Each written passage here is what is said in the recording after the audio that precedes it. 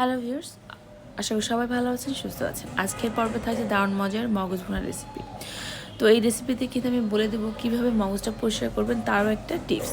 তো অবশ্যই এই রেসিপিটি আপনারা দেখবেন এবং ভিডিওটা প্রথম থেকে শেষ পর্যন্ত দেখে নেবেন, তাহলে কিন্তু বুঝতে পারবেন যে আমি কিভাবে পরিষ্কার করেছি মগজ। তো এখানে গরু বা খাসির যেটাই আপনাদের পছন্দ মতো মগজ নিয়ে নেবেন এবং এই মগজটা পরিষ্কার করার জন্য আমি গরম পানি নিয়েছিলাম। গরম পানিটা খুবই ফোটানো টকবগে হবে না, কিন্তু উষ্ণ উষ্ণ গরমের থেকে বেশ গরম পানি নিতে হবে এবং গরম পানির মধ্যে এই মগজটা আমি কিছুক্ষণ রেখেছি। চাইলে একটু ফুটিয়ে নিতে পারেন। তারপরে নামিয়ে দেখবেন যে এর উপরে যে পাতলা একটা আবরণ থাকে এবং অনেক শিরা থাকে, একদিক থেকে টান দিলে দেখবেন যে সুন্দরভাবে সব খুলে আসছে। এভাবে করে আমি পরিষ্কার করে নিয়েছি। তারপরে আমি ঠান্ডা পানিতে ভালোভাবে ধুয়ে এটা কিছুক্ষণের জন্য আমি ঝরিয়ে রেখেছিলাম। এরপর আমি আমার পছন্দ মতো করে টুকরো করে মগজটা কেটে নিচ্ছি। আপনারা দেখতে পাচ্ছেন। তো এভাবে করে আপনারা মগজটা কেটে নেবেন। আর এই মগজ রান্না কিন্তু অনেকেই পছন্দ করেন, আর যারা পছন্দ করেন অবশ্যই তারা আমার রেসিপিটি ফলো করবেন এবং পারলে আপনার ফ্রেন্ডস ফ্যামিলির সাথে শেয়ার করতে পারেন। আর অবশ্যই কমেন্ট সেকশনে জানাবেন কেমন হয়েছে। আপনাদের এই যে কমেন্টস করেন, এতে অনেক উৎসাহ উদ্দীপনা পারে রান্না করার, আর নতুন নতুন রেসিপি নিয়ে আপনাদের সামনে হাজির হতে ভালোই লাগে। তো এভাবে করে আমি আসলে কেটে নিচ্ছি। এবার চলে যাব মূল রান্না। তো আমার কিন্তু মগজটা কাটা হয়ে গেছে, দেখতে পাচ্ছেন। চুলায় চলে এসেছি। এখানে আমি আমার প্রয়োজন মতো তেল নিয়ে নিয়েছি। তেলটা যখন গরম হয়ে আসছে, এখানে আমি দিয়ে দিচ্ছি 1 কাপ পেঁয়াজ কুচি। তো এই পেঁয়াজ কুচিটা হালকা ব্রাউন কালার আসলে আমি এখানে আস্তে আস্তে মশলাগুলো সব দিয়ে দিব। একটু নাড়াচাড়া করে আমার অপেক্ষা করতে হবে ব্রাউন কালার আসা পর্যন্ত। তো আমার পেঁয়াজটা কিন্তু ব্রাউন কালার চলে এসেছে। এখন এখানে দিয়ে দিচ্ছি তেজপাতা, দারচিনি আর এলাচ। এটা দিয়ে আমি আরও কিছুক্ষণ একটু নাড়াচাড়া করে নেব। তো এখানে মশলা দিয়েছি, সবই আমি দিয়েছি 1.5 চামচ করে।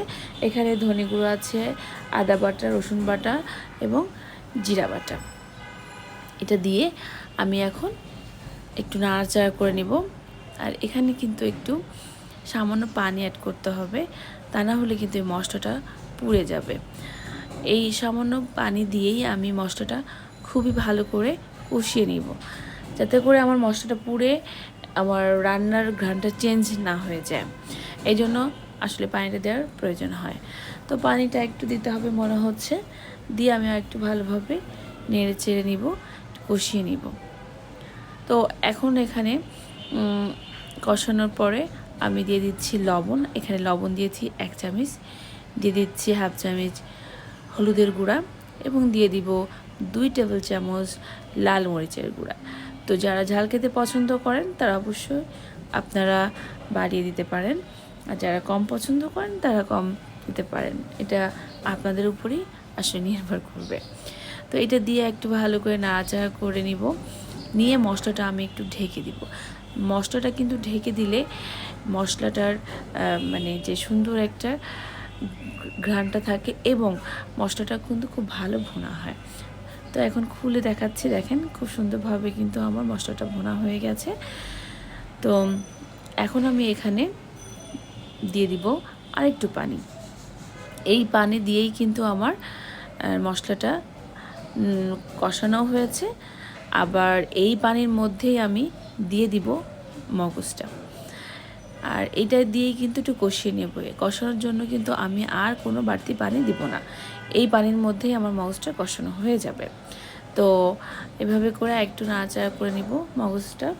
দেখতে পাচ্ছেন পানিটার পরিমাণ কিন্তু অনেক বেশি না, পানি বেশি দিবেন না। পানি বেশি দিলে আসলে পানসে হয়ে যায় রান্না, পরিমাণ মতো পানি দিতে হবে। আর মগজটা কিন্তু একটু খুবই নরম, এখানে খুব বেশি পানির আসলে প্রয়োজন হয় না। তো দেখতেই পাচ্ছেন আমার কিন্তু মগজটা কষানো হয়ে গেছে। আর এখানে আবার একটু পানি অ্যাড করছি আমি, পানির পরিমাণটা থাকছে খুবই কম, 1/2 কাপ। এটা দিয়েই আমার রান্না হয়ে যাবে। তো দেখেন রান্নায় কিন্তু বলক আসা শুরু করেছে। তো এখানে আমি কয়েকটি কাঁচামরিচ দিয়ে দিচ্ছি। কাঁচামরিচটা অপশনাল, আপনারা চাইলে দিতে পারেন, না চাইলে না দিতে পারেন। আর অবশ্যই পাশে থাকা বেল আইকনটা বাজিয়ে দিবেন, তাহলে কিন্তু আপনার নতুন নতুন রেসিপি আপডেট পেয়ে যাবেন। রান্নার কিন্তু শেষের পথে। তো এখন এখানে নামানোর কিছুক্ষণ আগে আমি দিয়ে দিচ্ছি টালা জিরা গুঁড়া, যেটা দিলে আসলে খুব সুন্দর একটা ঘ্রাণ আসে, যেটা আমার ভালো লাগে। তো আপনারা অবশ্যই ট্রাই করতে পারেন এটা। আর দেখতে পাচ্ছেন খুব সুন্দর তেল উঠেছে রান্নায়। তো এখন এটা চুলা থেকে নামিয়ে আমি পরিবেশন করব। তো আশা করি আমার রান্নাটা আপনাদের ভালো লেগেছে। আর যদি ভালো লেগে থাকে অবশ্যই আমার চ্যানেলকে সাবস্ক্রাইব করবেন, লাইক দিবেন এবং কমেন্টস করে জানাবেন কেমন হয়েছে। আবারও নতুন কোনো রেসিপি নিয়ে হাজির হবো। আল্লাহ হাফেজ।